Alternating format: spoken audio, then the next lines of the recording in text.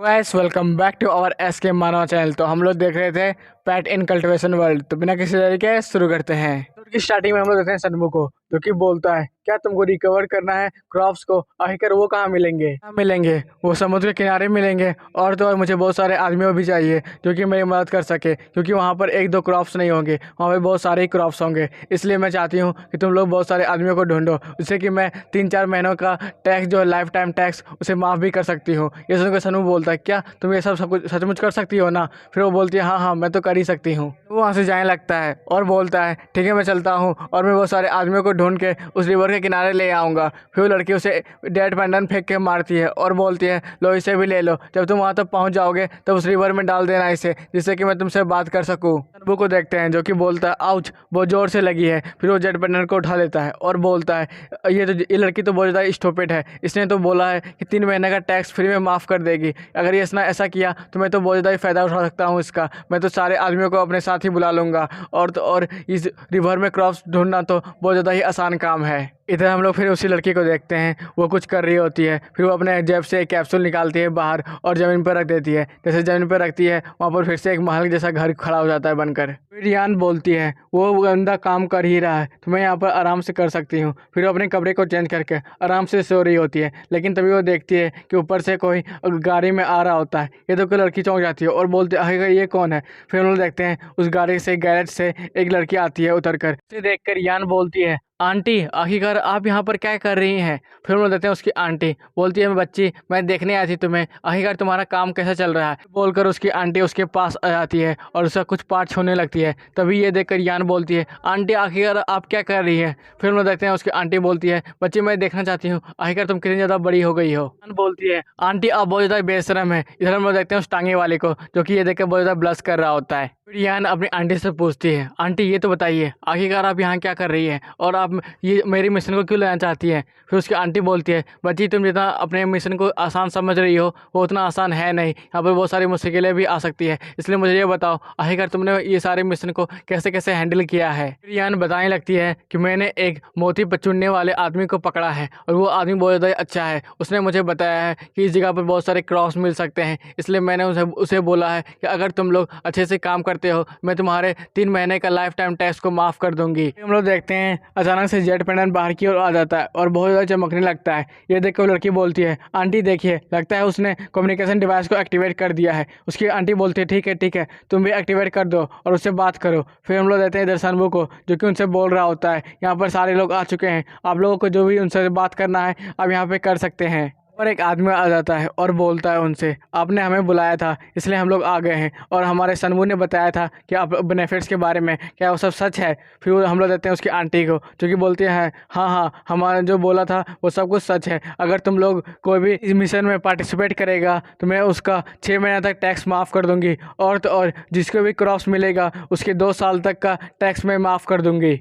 सुनकर सारे लोग बहुत ज़्यादा खुश हो जाते हैं और उन्हें धन्यवाद करने लगते हैं। तो देखते हैं यान को, जो कि बोलती है यहाँ पर जो भी क्रॉप्स आते हैं वो इस रिवर के द्वारा आते हैं, और जो भी नॉर्थ रव के रिवर्स को कंट्रोल करता है उन्हीं के सारे क्रॉप्स यहाँ पर आते हैं। इसे तुम्हें ध्यान देना चाहिए। ये क्रॉप्स ये जो रिवर है ये बहुत ज़्यादा ही दलदल का इलाका है और यहाँ पर बहुत सारे जानवर रह सकते हैं, इससे तुम्हें जान का भी खतरा हो सकता है। फिर वो आदमी बोलता है आपको चिंता करने की ज़रूरत नहीं है मैम, हम लोग यहाँ पर पहले भी आ चुके हैं और तो और अपनी जान की बाजी पहले भी लगा चुके हैं मोती ढूंढने के लिए। अब यहाँ पर बस क्रॉप्स ही जो ढूंढना है ये तो बहुत ज़्यादा ही आसान काम है, हम लोग कर लेंगे। यान उनको बताती है तुम लोग ये जो क्रॉप्स ढूंढोगे वो सारे क्रॉप्स इविल एनर्जी से भरे होंगे, अगर तुम लोग थोड़ा मिस्टेक करते हो तो तुम्हारी जान भी जा सकती है, इसलिए ध्यान रखना और हमेशा कल्टिवेटर के सामानों का ही यूज करना। हम लोग सनमू को देखते हैं जो कि अपने दिमाग में कुछ सोच रहा होता है और प्लान बना रहा होता है कि नॉर्थ पोल से जो जितने भी रिवर से क्रॉप्स आते हैं वो सब साउथ पोल की तरफ जाते हैं ना, तो मैं क्यों ना पहले साउथ क्रॉप से ही स्टार्ट करूँ, जिससे कि मुझे आसानी होगी, और वहाँ पर तो मड का एरिया भी कम है, तो क्यों ना मैं पहले से वहीं से स्टार्ट करूँ। चिल्ला कर बोलती है सब कोई रुको वहीं पर और मेरी बात पूरी अच्छे से ध्यान से सुनो। अगर तुम लोगों को कुछ भी तकलीफ होती है तो सीधा मेरे पर फ़ोन करना, अगर तुम लोगों को थोड़ा सा भी कुछ महसूस होता है तो सीधा मेरे पास बात कर सकते हो, मैं तुम लोग की मदद करने की पूरी कोशिश करूँगी। तभी वहाँ पर कुछ आदमी आ जाते हैं और बोलते हैं, आखिरकार तुम किस तरह की बातें कर रहे हो और कहाँ चले तुम लोग? ये रिवर जो है वो हम लोग का इलाका है और हम लोग यहाँ पर फाइंड करते हैं हर एक चीज़। फिर वो दोनों यान को ग्रीट करते हैं और बोलते हैं, मिस लेडी, हम लोग ये हम लोग का इलाका है, तो क्यों ना आप हमें ये सारा इन्फॉर्मेशन दें और परमिशन दें यहाँ पर ढूंढने का, तो आप लोग को बहुत ज़्यादा फ़ायदा हो सकता है। तो बात सुन के एक आदमी बहुत ज़्यादा भड़क जाता है और बोलता है, तुम्हारी हिम्मत भी कैसे हुई रिवर को अपना इलाका कहने की? ये रिवर तो हम सब का है, और तो और हम लोग यहाँ पर पहले आए हैं और हमें पहले ये मिशन मिला है, आखिर तुम हमारा मिशन को क्यों लेना चाहते हो? फिर वो आदमी बोलता है, आखिर तुम क्या बात कर रहे हो? ये जो इलाका है वो हम लोग का है और हम लोग यहाँ पे बरसों से आते जा रहे हैं और यहाँ पर शिकार करते जा रहे हैं। ये रिवर तो हम ही लोग का दादा परदादा का है और यहाँ पर हम लोग ही काम करते हैं। हम लोग को अच्छे से पता है ये रिवर में कहाँ तक जाना है और कहाँ तक नहीं, कहाँ पर खतरा है कहाँ पर नहीं, समझे ना? और तुम लोग तो देखो, तुम लोगों को जो तुम लोग कभी इस रिवर में आए भी हो या ज़िंदगी में कभी देखे भी हो इस तरह के रिवर्स को, अगर कितना ज़्यादा खतरा हो सकता है नीचे, और तुम लोग क्या मरना चाहते हो यहाँ पर? आंटी यान की तरफ देखने लगती है और बोलती है, बेटी आखिरकार तुमने ये सब क्या कर दिया? फिर हम लोग देते हैं यान जो कि कन्फ्यूज हो रही होती है और बोलती है, मुझे भी नहीं पता था कि यहाँ पर बहुत ज़्यादा खतरा हो सकता है, इसलिए मैंने तो पहले भी सबको वार्निंग दिया ही था ना।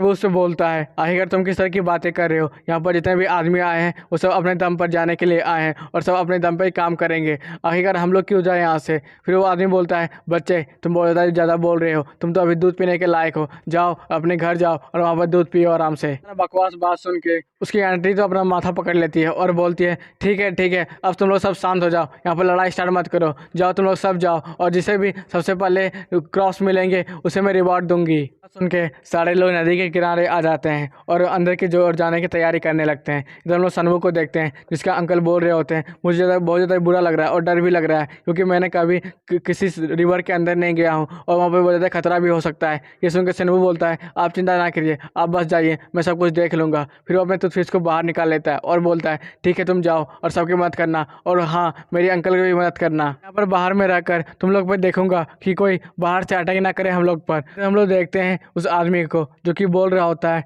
मैम अब मैं खोजने जा रहा हूँ और मैं दोपहर तक सारे क्रॉप्स को ढूंढ कर ले आऊँगा, आप लोग चिंता ना करें, बस आप लोग वहीं पर आराम करें। सनू बोलता है, मैं भी जाना चाहता हूँ। फिर हम लोग देखते हैं उस आदमी को जो कि बोलता है, हे बच्चे तुम जाकर क्या करोगे? तुम तो बहुत छोटे हो, तुम क्यों मरना चाहते हो वहाँ पर जाकर? फिर हम लोग देखते हैं यान को जो कि बोल रही होती है, क्या तुम लोग को पता भी है आखिरकार जो क्रॉप्स हैं वो कॉफिन्स में है और क्या हुआ था उनके साथ? वहाँ पर बहुत ज़्यादा नेगेटिव एनर्जी थी जिसके कारण से सारे क्रॉप जो हैं अचानक अनडेड में बदल गए और बहुत सारे क्रॉप्स की जो हड्डी थी वो हमारे इस रिवर में गिर गई। फिर उसकी आंटी बताती है, हाँ बहुत सालों से उन पर एक्सपेरिमेंट किया जा रहा था और इविल एनर्जी को निकालने का सोर्स ढूंढा जा रहा था, लेकिन ऐसा कुछ नहीं हुआ, अचानक वो सब ज़मीन में गिर गए और समुद्र में बह गए। हाल फिलहाल में ही कुछ मछुआरे वहाँ पर जा रहे थे समुद्र के नीचे, तो उसने पाया कि बहुत सारे क्रॉप्स जो कि ऊपर की ओर लहर रहे हैं और बहुत ज़्यादा खतरनाक दिख रहे हैं, उनके अंदर से बहुत ज़्यादा इविल एनर्जी निकल रही है। ये सुन के लड़की डर जाती है और बोलती है, आंटी क्या ये बात सच है कि उसके अंदर से इविल एनर्जी निकल रही थी? कोई इविल एनर्जी का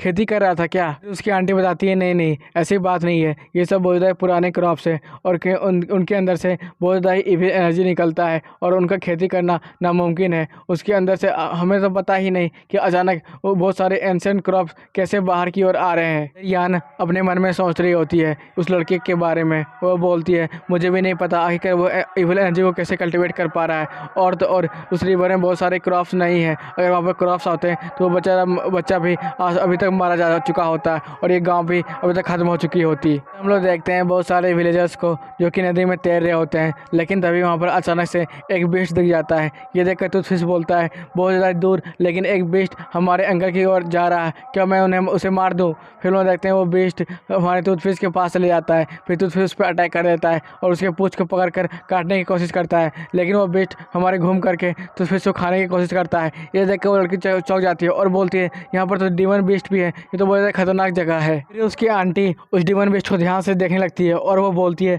ये तो फर्स्ट रैंक का डिमन बीस्ट है, ये तो बहुत ज़्यादा खतरनाक बात है क्योंकि फर्स्ट रैंक के डिमन बीस्ट ही बहुत ज़्यादा खतरनाक होते हैं। सेकंड रैंक का डिमन बीस्ट तो इतना ज़्यादा खतरनाक होता है कि वो एक मामूली विलेजर या फिर कल्टिवेटर को तो आराम से मार सकता है, लेकिन यहाँ पर बहुत सारे कल्टिवेटर्स हैं इसलिए हम लोग उस पर अटैक करके उसे मार देना चाहिए, लेकिन ये तो फर्स्ट रैंक का होता है ना, तो ये बहुत ज़्यादा खतरनाक होता है। वहाँ से बोलो सारे विलेजर्स को बाहर आने को, नहीं तो वो सारे मारे जाएंगे। इतनी ही देर में वो बीस्ट मारा जाता है। ये देखकर तो सब लोग चौंक जाते हैं और बोलते हैं आखिरकार उस बीस्ट को आखिरकार किसने मारा। फिर हम लोग देखते हैं उस बीस्ट को जिससे कि बहुत ज़्यादा बुरा हाल हो रहा होता है, वो सीधा पानी के अंदर गिर रहा होता है। ये देखकर उसकी आंटी चिल्लाकर बोलती है आखिरकार स्काई वर्म क्या मारा जा चुका है। ये तो बहुत ज़्यादा आश्चर्य की बात है कि कोई सेकेंड रैंक का बीस्ट यहाँ पर मारा जा चुका है इस रिवर में। आखिरकार ये किसने किया है। फिर हम लोग देखते हैं उस लड़की यान को जो कि बोल रही होती है क्या सेकेंड रैंक डिवानी बोस्ट क्या इतना ज़्यादा स्ट्रांग होता है, मुझे लगा ये बहुत ज़्यादा कमज़ोर होता है। फिर हम लोग को बताया जाता है इस दुनिया का जो कल्टीवेशन लेवल है आखिर क्या होता है। फिर हम लोग को एक पिरामिड को दोबारा समझाया जाता है। यहाँ पर 7 लेवल होते हैं।